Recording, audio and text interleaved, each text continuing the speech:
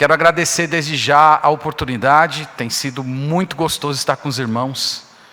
Muito bonita a decoração, vocês viram, assim, eu estou me sentindo inteligente, cercado por tantos livros. Eu vi que eles cometeram um sacrilégio de colocar uma teologia toda aqui.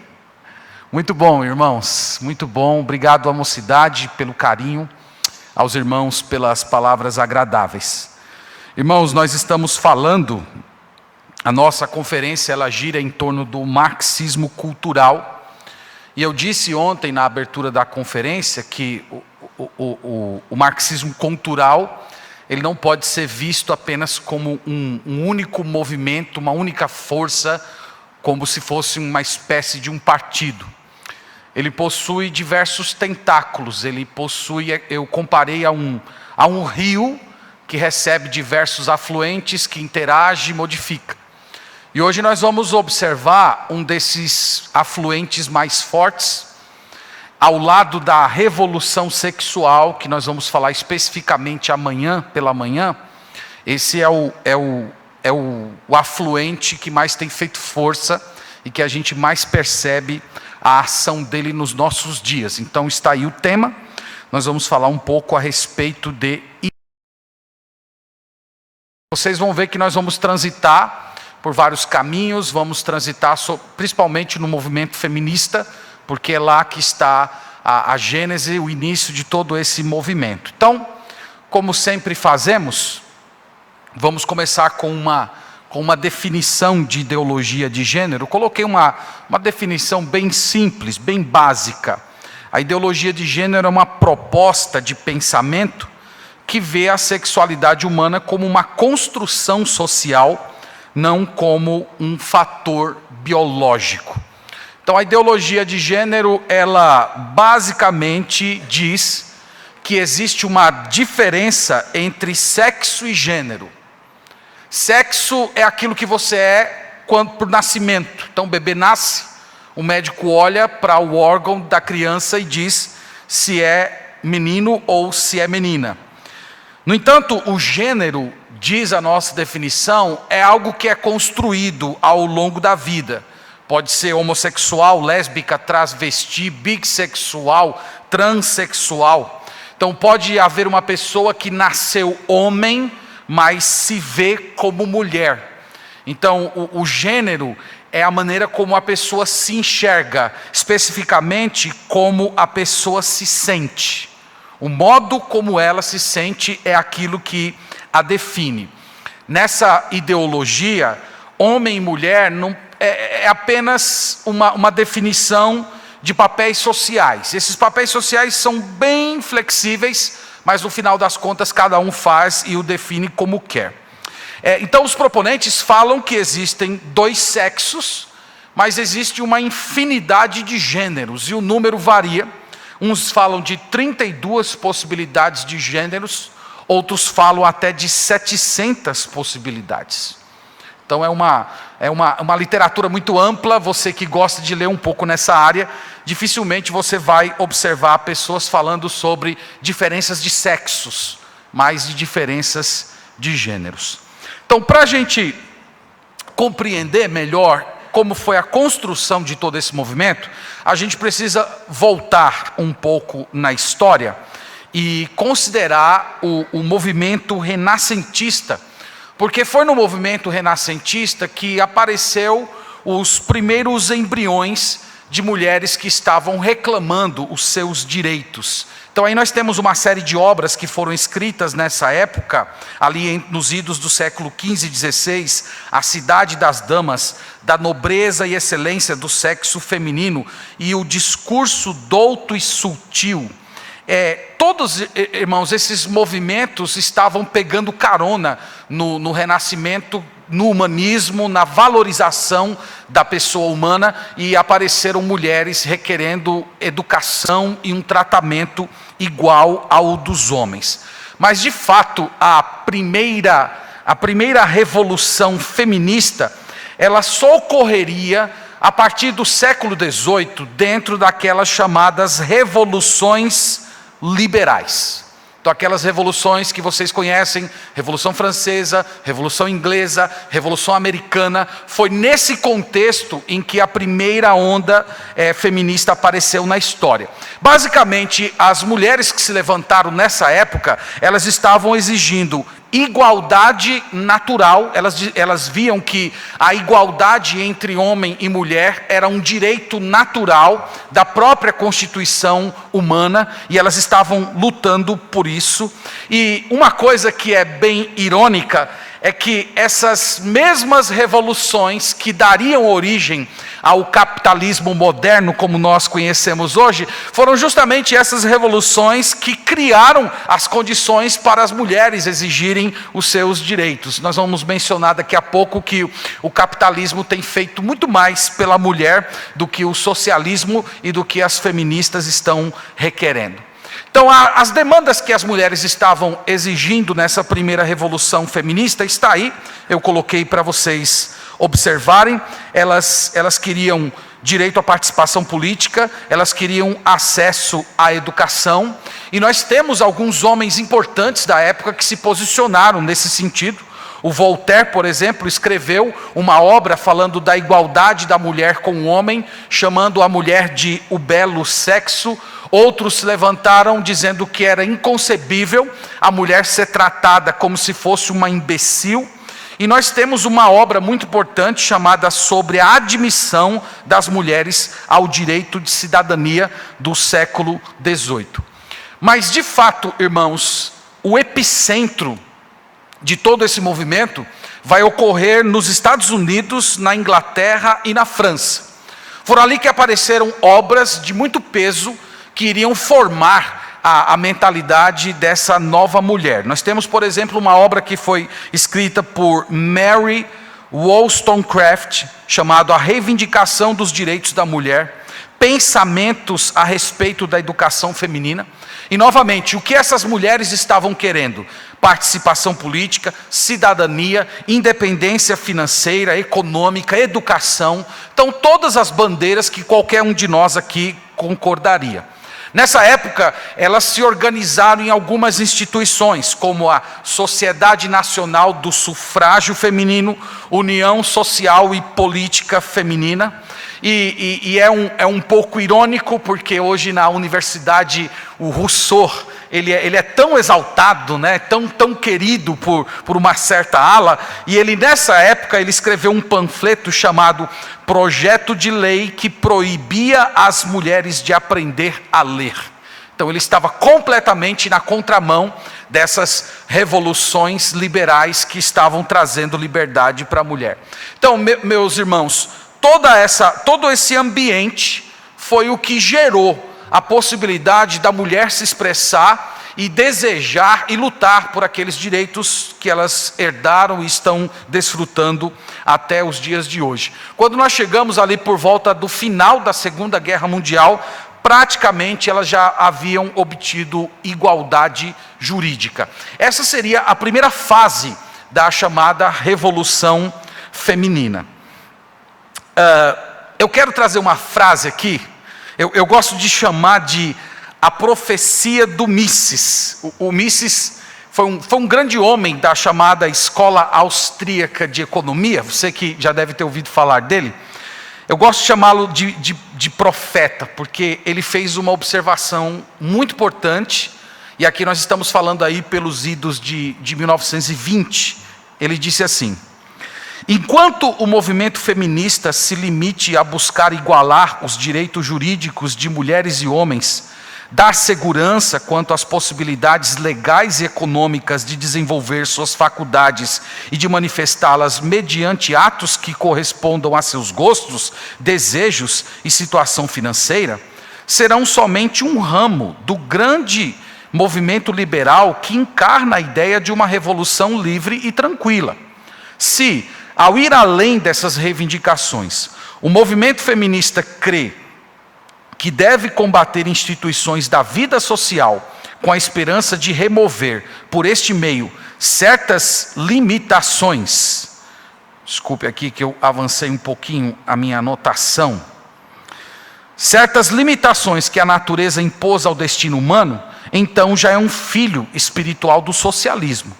Porque é característica própria do socialismo buscar nas instituições sociais as raízes das condições dadas pela natureza e, portanto, independente da ação do homem, e pretender, ao reformá-las, reformar a natureza humana mesma. É muito interessante esse homem falar isso em 1922. Então ele disse assim, que a mulher se levantar, desejar votar, desejar trabalhar, desejar estudar, desejar ter independência financeira, independência jurídica. Ele disse, esses direitos são legítimos e fazem parte dessa grande tradição que o liberalismo trouxe para o Ocidente. Mas se elas saírem disso e começarem a querer reformular a natureza humana, mudar aquela constituição natural entre homem e mulher, aí já não é mais a revolução liberal, aí já é socialismo, porque é típico do socialismo querer reformular ou pretender reformar a humanidade. Então ele fala isso, meus irmãos, e o que ele percebia é que já havia sinais de uma desfiguração desse movimento que havia começado por boas razões. Bom, então isso nos leva a um outro ponto, que é mostrar para vocês que a partir do século XX, o movimento feminista bebe completamente da ideologia marxista e ele se reformula. Então eu vou tentar mostrar isso aqui para vocês agora. Essa obra é uma obra salutar nesse assunto, é uma obra escrita pelo Engels, chamado A Origem da Família, Propriedade Privada e Estado. Os irmãos já devem ter ouvido falar dessa obra, e essa obra é muito importante para o movimento feminista, porque é basicamente a teoria que vai moldar todo o movimento. Então essa obra basicamente dizia que na sociedade antiga, ou naquilo que eles chamavam de comunismo primitivo, todos eram de todos. Não havia essa exclusividade que nós temos hoje na forma de casamento. Então, por conta de todo mundo se relacionar com todo mundo, os filhos acabavam sendo gerados e eles não sabiam quem eram os pais. Eles não sabiam quem era o progenitor deles. Então, crianças nasciam e essas crianças se tornavam meio que filhos de todos. E a tribo era responsável pela educação das crianças.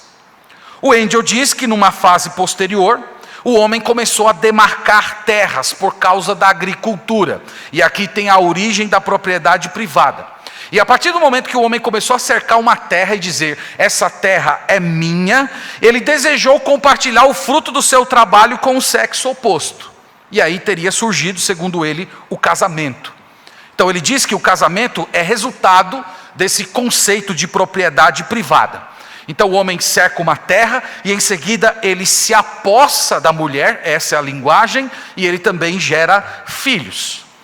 E o Engel diz, meus irmãos, que é nisso que está a raiz de toda a injustiça da humanidade. A injustiça promovida pelo capitalismo, a injustiça promovida pela dominação do mais poderoso sobre o mais fraco. Ele dizia, o problema é o casamento, o problema é a família, o problema é a propriedade privada, porque o casamento enfraqueceu a mulher. Ele dizia que no comunismo primitivo, a sociedade era matriarcal. Como a mulher gerava o filho, como os filhos sabiam quem era a mãe, mas não sabiam quem era o pai, então a mulher ela tinha poder, ela tinha uma proeminência naquela sociedade. Ele disse que a propriedade privada simplesmente aboliu tudo isso e tornou uma mulher escrava do homem. Nesse livro, ele propõe a solução. A solução seria voltar ao sistema tribal. Um sistema em que todo mundo é de todo mundo e que ninguém é de ninguém. Então você se relaciona com quem você quer, você se engravida e não sabe quem é o pai, e entrega-se simplesmente para o Estado, que é a nova tribo, a necessidade, a tarefa de cuidar dos filhos. E eles iam ser educados, eles teriam os valores semeados neles. Então, meus irmãos, o Engel diz que deveria acabar com a propriedade privada, a família tradicional, o casamento e a criação de filhos por um casal. Então, essa teoria toda se tornou a base daquilo que hoje chamamos de ideologia de gênero. E a terceira onda feminista, que eu vou mencionar para vocês daqui a pouco, inclusive se apropriou desse casamento, desse tipo de pensamento, para defender a ideia de incesto e de pedofilia. Ninguém é de ninguém. Eu não sei se você percebe, mas nesse esquema dele, há muita religião aqui. A religião, estava comentando com os jovens hoje à tarde. Existe a criação, a queda e a redenção desse esquema do Engels. A criação seria o comunismo primitivo, da mulher poderosa, da mulher que ocupa um lugar fundamental na tribo. A queda é a propriedade privada que se materializou no casamento. E a redenção seria a revolução para abolir a propriedade privada, a família e o casamento. Então é um esquema bem religioso, e essa se tornaria, doravante, a marca do feminismo. Dito isso, nós temos um experimento desse esquema. Esse esquema ele foi gestado no ambiente mais acadêmico, mas ele foi aplicado a uma sociedade, que foi no caso da Revolução Russa. A Revolução Russa, quando aconteceu a partir de 1917, 18, ela se propôs a aplicar isso e trazer um futuro melhor para as mulheres. Então, a propaganda da Revolução Russa é que as mulheres seriam libertas das obrigações domésticas. Já pensou, irmãs? Que maravilha de Revolução Russa, não é? A mulher não ia precisar mais cozinhar, porque existiriam restaurantes públicos. Ela não precisaria mais lavar roupa, porque haveriam lavanderias públicas. A mulher não precisaria mais limpar a casa, porque o Estado teria pessoas designadas para fazer a limpeza da casa. Ela não ia precisar nem criar os filhos, porque haveriam escolas, jardins de infância, creche. Interessante que jardim de infância e creche nasce bem dentro de um contexto comunista. A grande ironia, meus irmãos, mais uma vez, é que o capitalismo é que promoveu tudo isso. Foi o capitalismo que trouxe tecnologia e barateamento dos eletrodomésticos, lavadora de roupa, lavadora de louça, produto para retirar pó. O capitalismo, inclusive, mudou as relações entre homem e mulher, o homem tornando-se participante mais das atividades domésticas. Então foi justamente o capitalismo que trouxe para a mulher aquilo que o comunismo prometeu e jamais fez. No caso da Rússia, o que foi que aconteceu? Logo depois da Revolução, eles começaram a propagar aos quatro ventos uma redefinição de amor. Para eles, o amor era puramente fisiológico. O amor era simplesmente uma atividade sexual oriunda de uma necessidade física. E isso, meus irmãos, foi materializado através de um decreto, grave isso, o chamado Decreto da Socialização das Mulheres. Depois dos 18 anos, a mulher se tornava propriedade do Estado. Se até os 18 anos ela não se casasse, ela se tornava propriedade do Estado e ela era obrigada a se inscrever em um centro de amor livre. E ali ela iria escolher um marido. E os homens poderiam ir a esse centro de amor livre e escolher uma mulher para se casar, mesmo sem o consentimento delas. Uma outra medida foi marchas de nudez. Eles criaram cabines públicas para relações sexuais. As jovens eram assediadas todo o tempo a se relacionar sexualmente com jovens, e se elas se negassem, elas eram chamadas de burguesas. Elas eram vistas com desconfiança.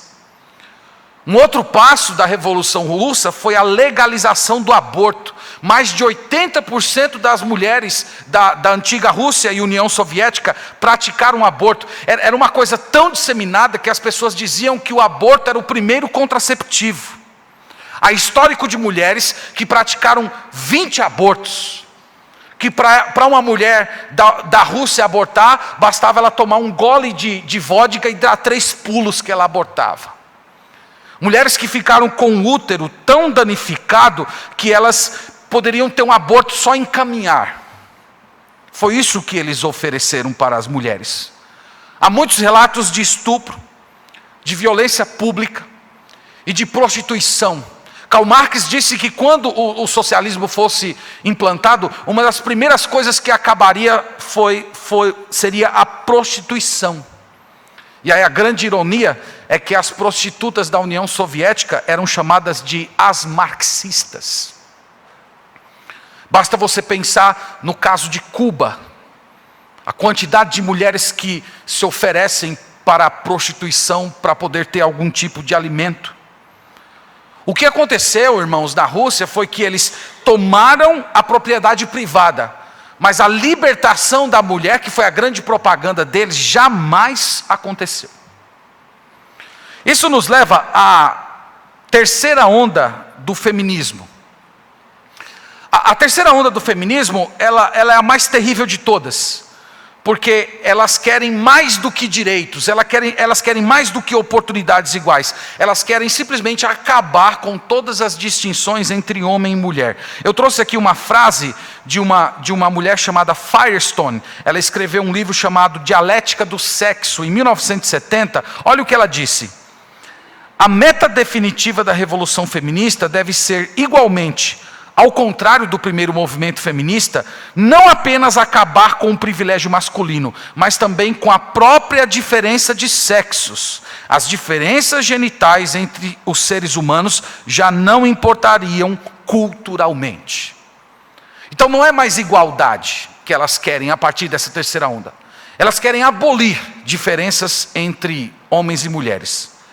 A Judith Butler, no livro Questão de Gênero, Feminismo e Subversão da Identidade, ela diz assim: o gênero é uma construção cultural, por isso não é nem resultado causal do sexo, nem aparentemente fixo como sexo.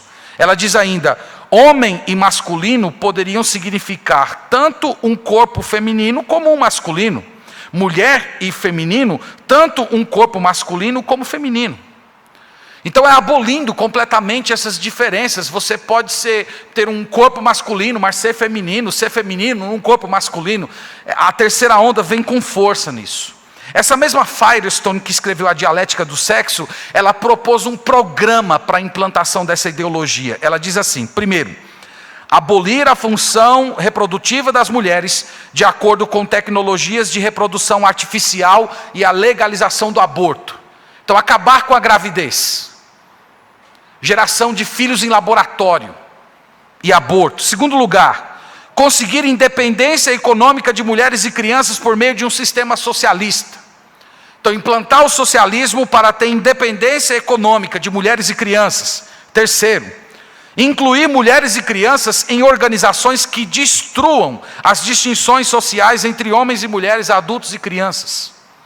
Então, instituições que iriam formar, mudar a mente, pegar a consciência das pessoas e acabar as distinções. 4, alcançar a liberdade de todas as mulheres e crianças para fazer o que quiserem sexualmente.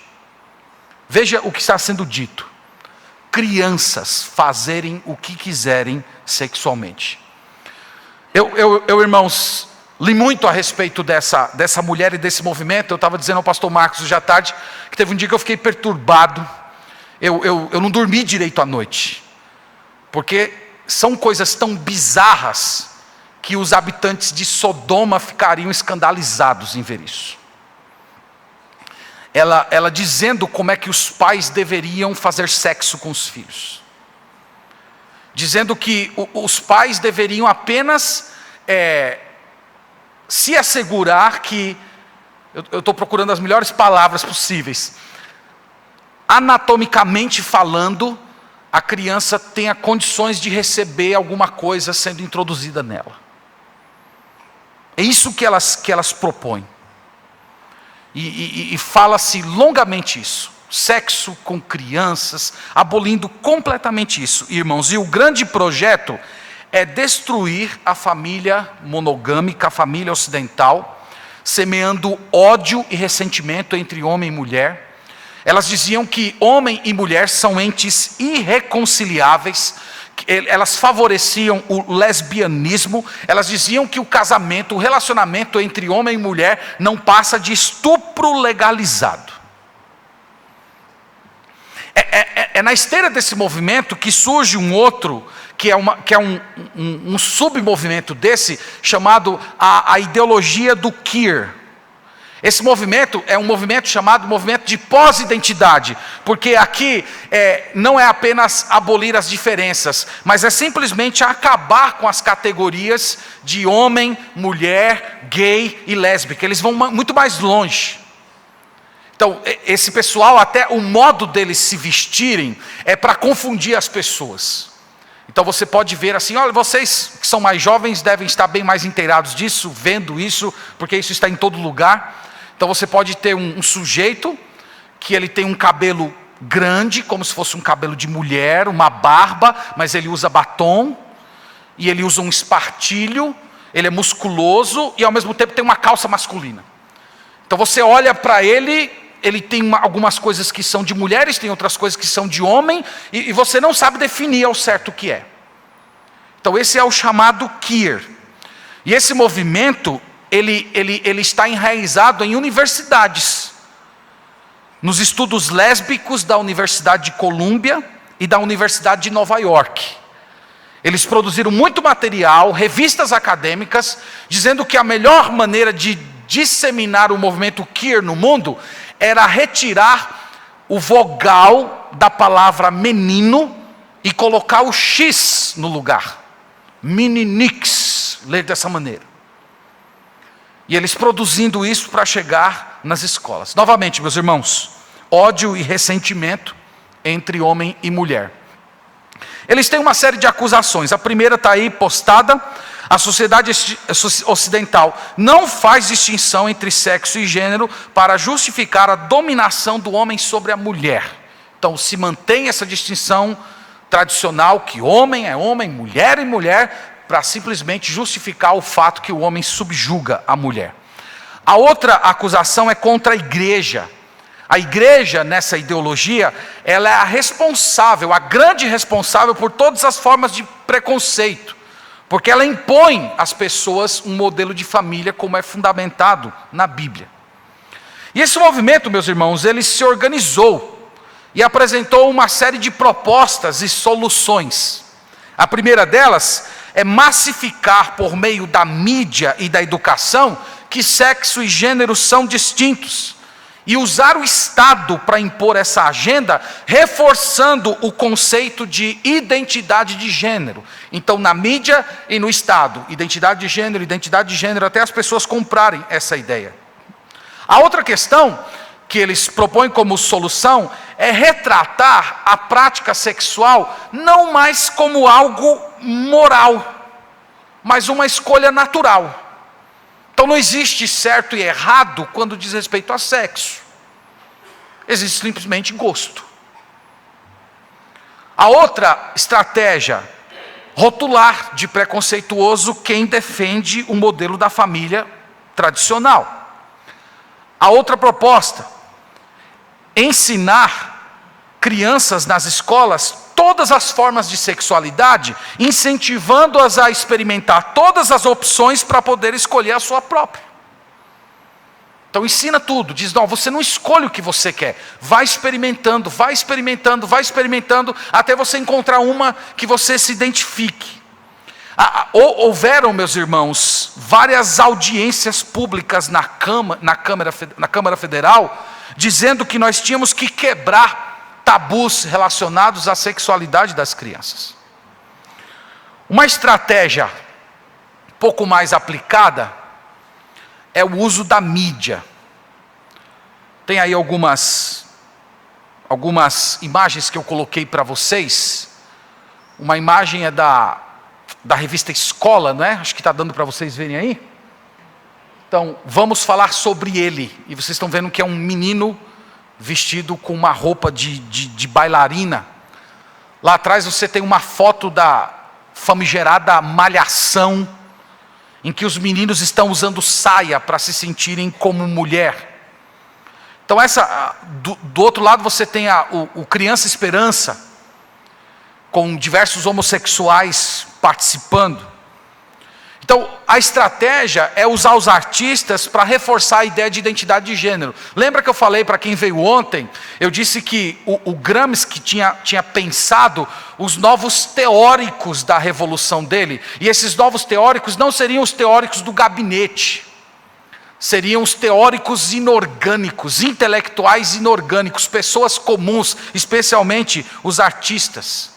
Então as novelas retratando a família tradicional como algo ultrapassado, os cristãos como sendo conservadores, gente preconceituosa. Os jornais reforçando a ideia de preconceito, elogiando ações do governo que reformem e que promovem a identidade de gênero.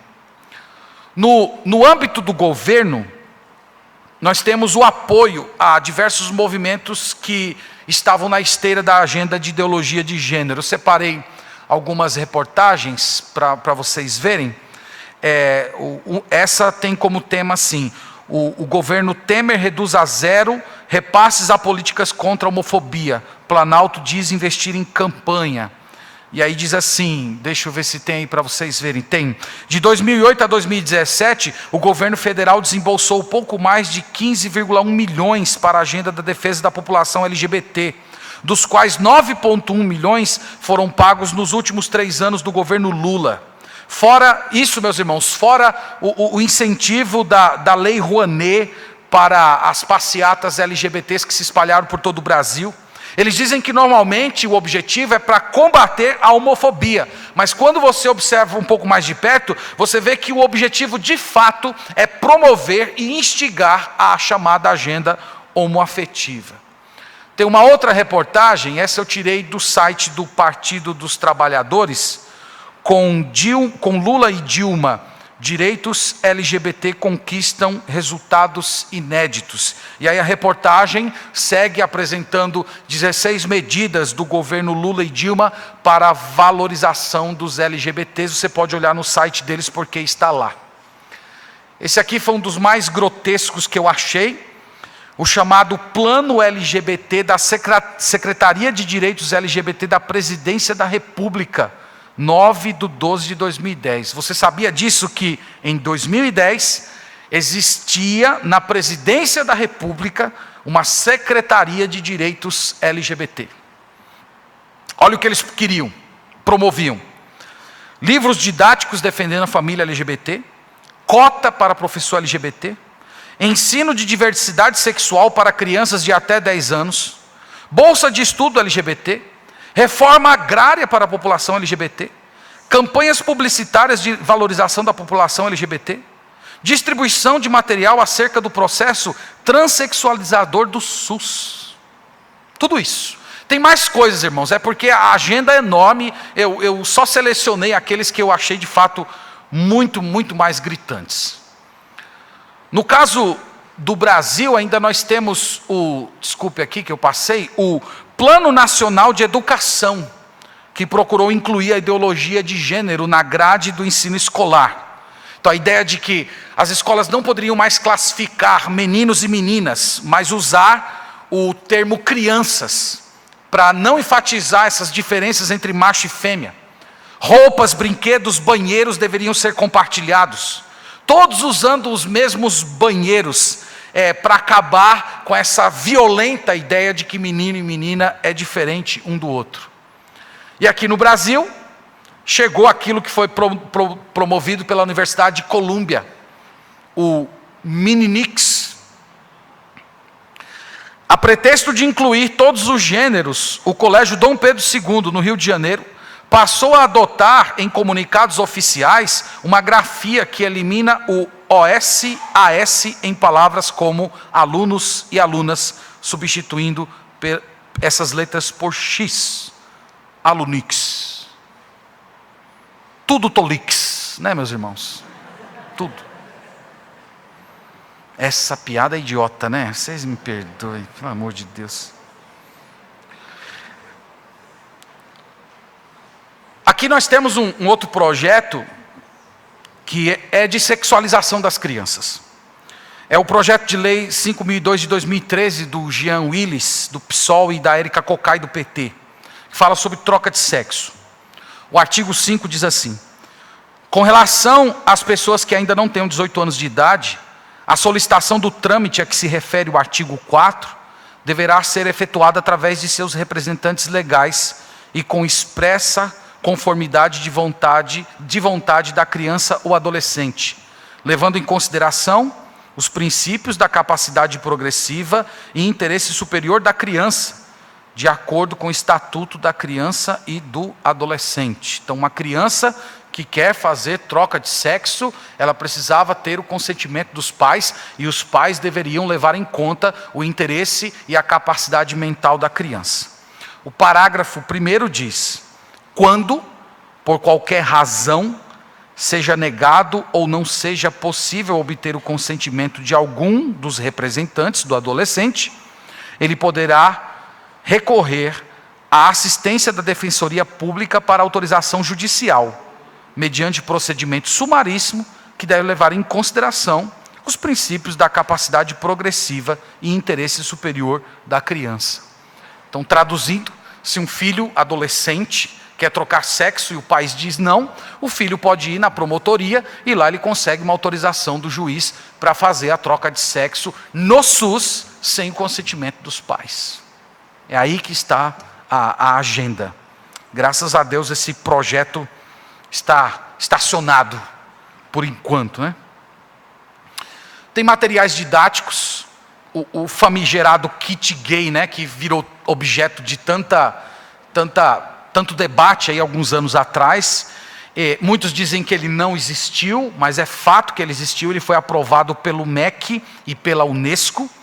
E tem um gibi que foi distribuído na cidade de Salvador, nas escolas públicas. Esse gibi é chamado Igual a Tudo na Vida. Infelizmente, eu acho que não vai dar para vocês lerem, mas eu separei aí uns diálogos, só para vocês terem uma ideia. Aqui tem uma criança, bem pequenininha, dizendo assim: não é fácil crescer quando todos dizem que aquilo que somos é pecado ou vergonhoso.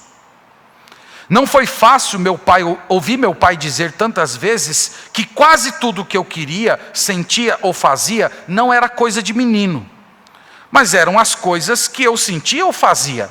Eu era o quê? Então, é uma criança que está falando isso no gibi. E aí tem uma cena, que eu não sei se dá para vocês verem bem, que é a desse rapaz musculoso aqui. Essa cena do rapaz musculoso, ele está com uma namorada do lado, uma menina de biquíni, e ele diz assim: enquanto todos estavam loucos pelo biquíni da namorada dele, eu não parava de olhar para ele. E aparece uma outra cena, em que tem um pai de uma família tradicional dando um tapa na cara desse filho, e na outra cena, ele está sendo acolhido por uma família de homossexuais, dizendo assim: é aqui que eu me sinto seguro.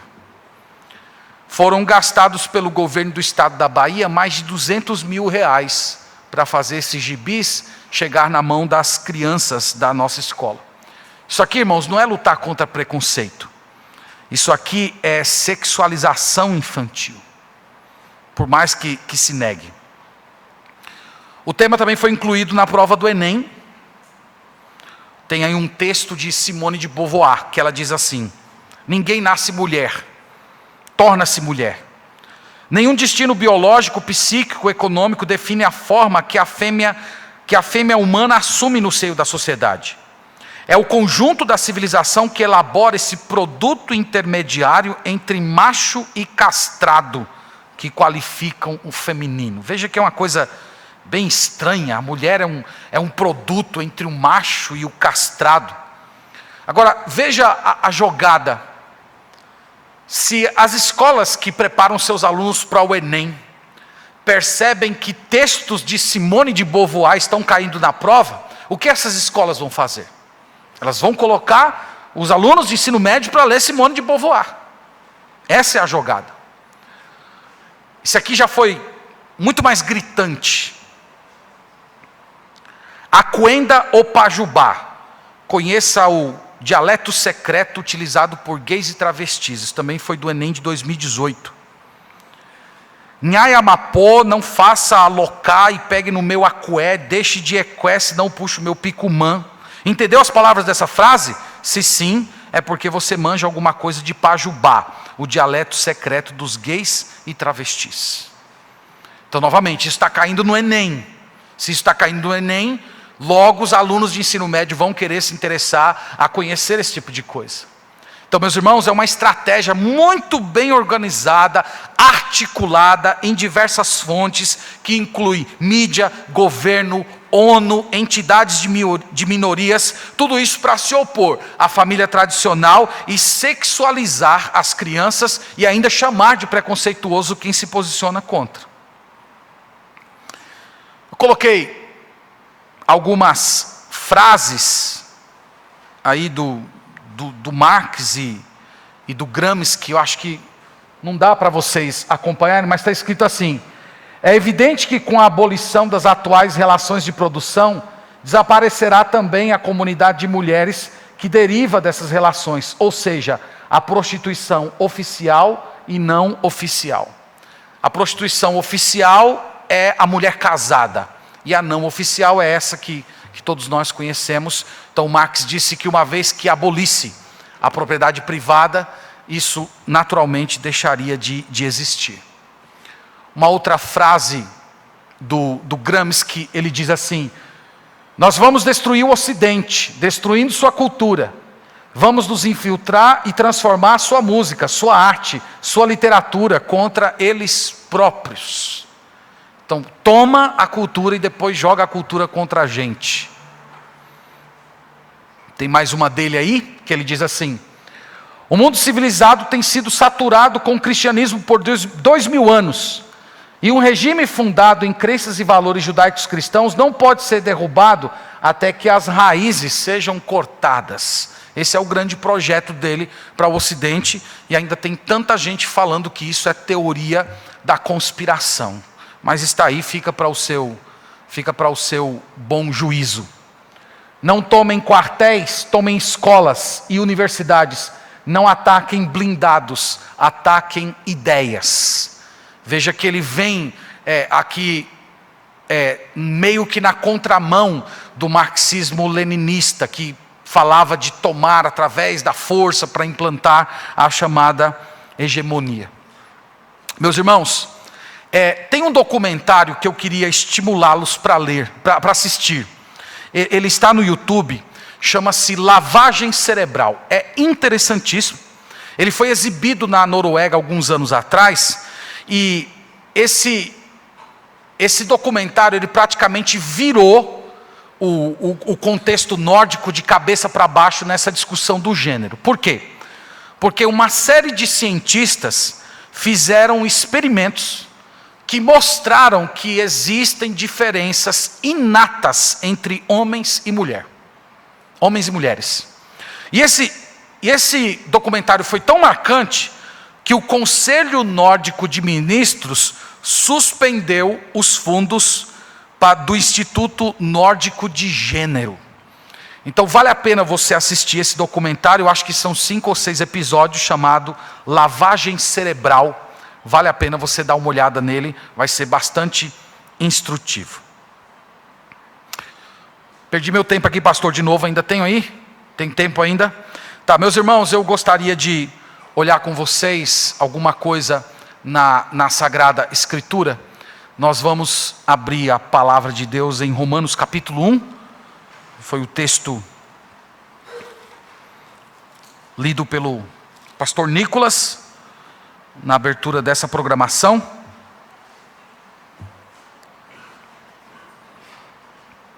Quero ler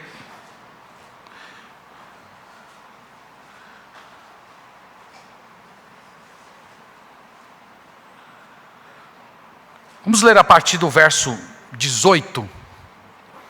Eu quero apenas sinalizar alguns princípios Verso 18 diz: a ira de Deus se revela do céu contra toda impiedade e perversão dos homens que detêm a verdade pela injustiça. Então o texto sagrado, meus irmãos, inicia dizendo que o Senhor está irado. Essa ira dele já é evidente. Vocês sabem que a Bíblia fala de uma ira futura que vai ser derramada sobre a humanidade. Mas o apóstolo Paulo está dizendo que os primeiros sinais dessa ira já podem ser percebidos na presente dispensação. Deus está irado. Deus está irado contra pessoas, contra homens que são ímpios, isto é, que não são piedosos, que estão desprezando Deus, que não levam Deus em conta, que pervertem a verdade, que torcem aquilo que é correto e escolhem o injusto. No verso 19, ele mostra como essa impiedade se manifesta. Porquanto o que de Deus se pode conhecer é manifesto entre eles, porque Deus lhes manifestou. Porque os atributos invisíveis de Deus, assim como o seu eterno poder, como também a sua própria divindade, claramente se reconhecem desde o princípio do mundo, sendo percebidos por meio das coisas que foram criadas. Tais homens são, por isso, indesculpáveis. Então a perversão deles se manifesta nisso, no fato de que eles abafam o conhecimento do Deus verdadeiro. O texto aqui diz que Deus se manifestou. O texto está dizendo que a criação testemunha que existe um Deus, e esse Deus é divino. Em outras palavras, esse Deus é um ser distinto da criação. Ele não pode ser confundido com a criatura. Ele é distinto das coisas que foram criadas. A criação manifesta isso. A criação manifesta que ele é um ser poderoso, que ele trouxe todas as coisas do nada. E isso podem ser claramente percebidos, o texto diz. E eles são indesculpáveis por conta disso. O texto diz no verso 23... que mudaram a glória do Deus incorruptível em semelhança da imagem do homem corruptível, bem como de aves, quadrúpedes e répteis.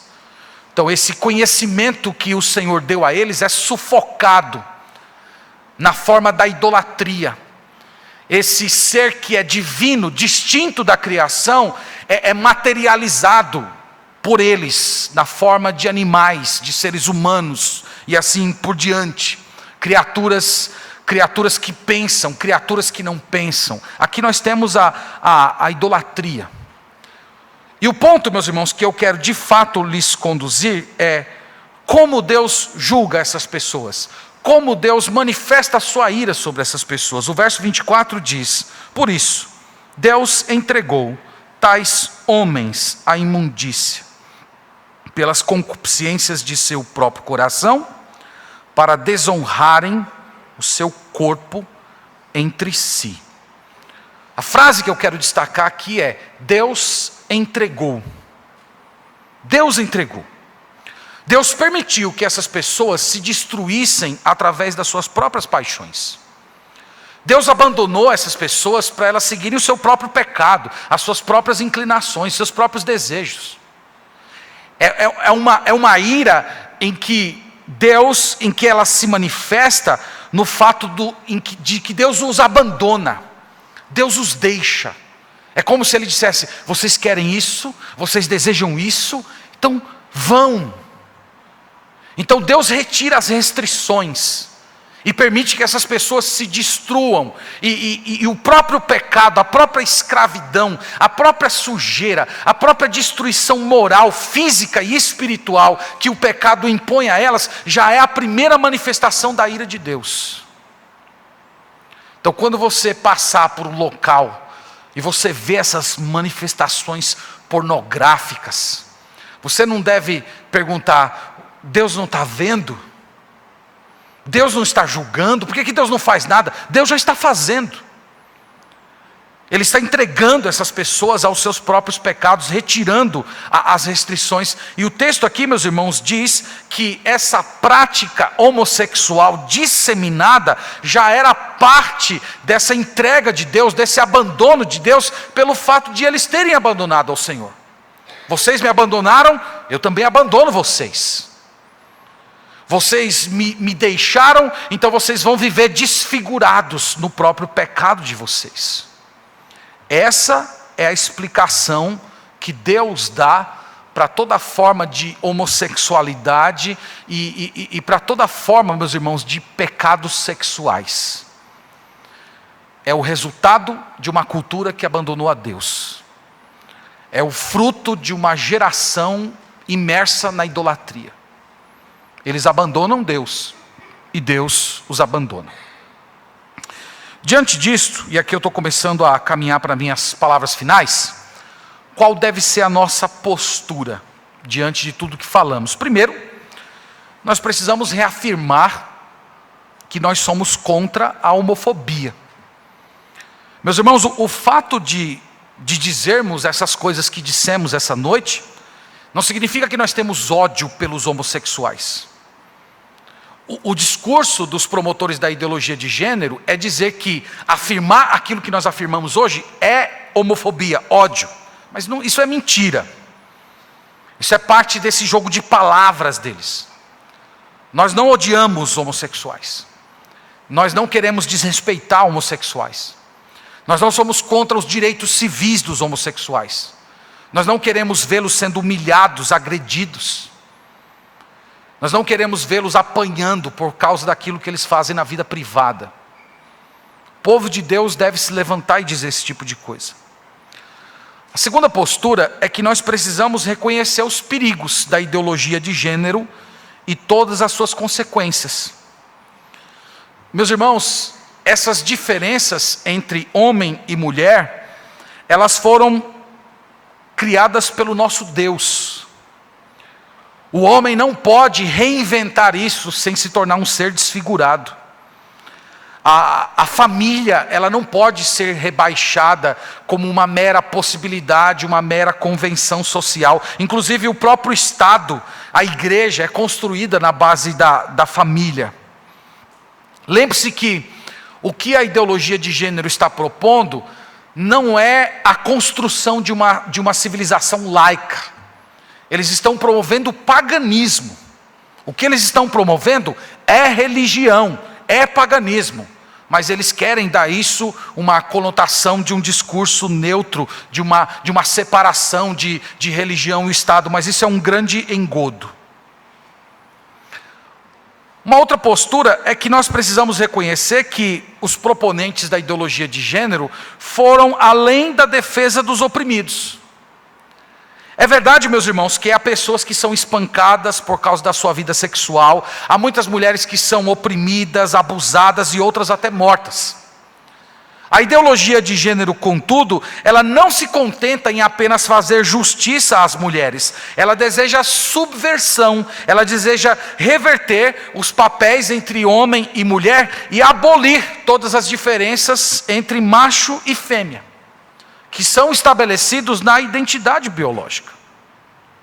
Então lembre-se disso. Uma outra postura é que nós precisamos reconhecer que esse tema gênero não é secundário. Você diz, isso é um assunto deles, isso tem nada a ver com a gente. Não, meus irmãos. Isso afeta princípios básicos da nossa vida, da fé cristã, criação de filhos, igreja, família. Nós temos que lembrar que os valores da Escritura estão acima da cultura e nós precisamos defendê-los. Uma outra postura. Nós precisamos reafirmar que a distinção entre sexo e gênero não existe. Isso é pura semântica, isso é jogo de palavras. Deus criou dois sexos, Deus criou dois gêneros, macho, fêmea, homem e mulher.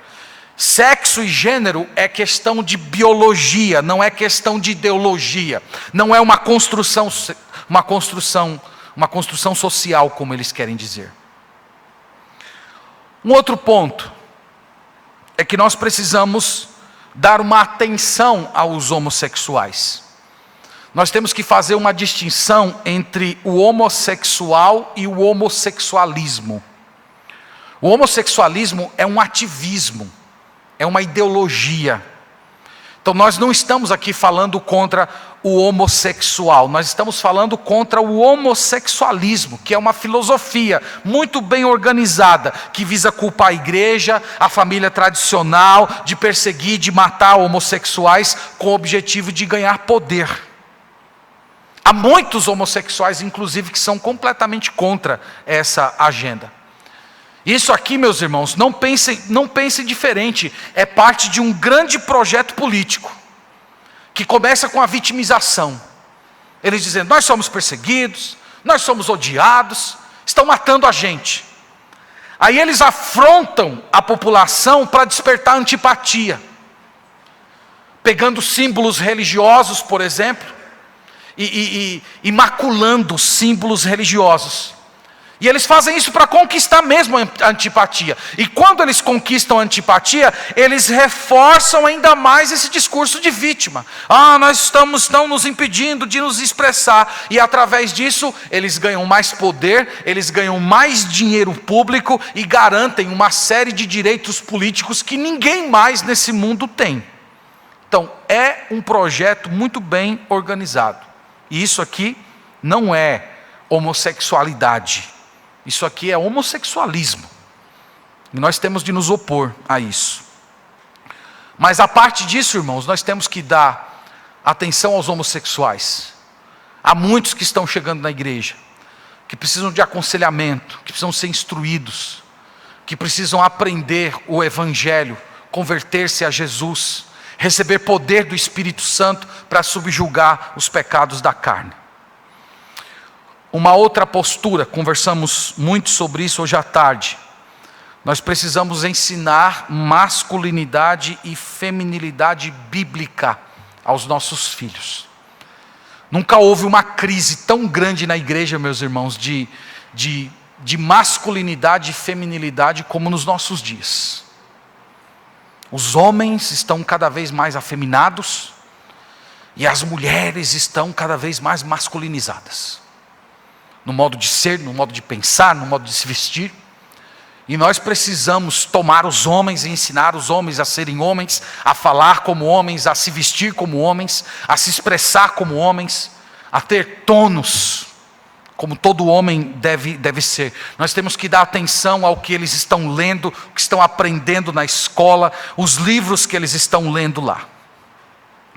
E por último, esse ponto de fato eu quero falar um pouco mais sobre ele amanhã. Nós podemos e devemos nos pronunciar publicamente sobre questões de gênero. Hoje está um discurso muito forte que nós temos que separar a religião do Estado.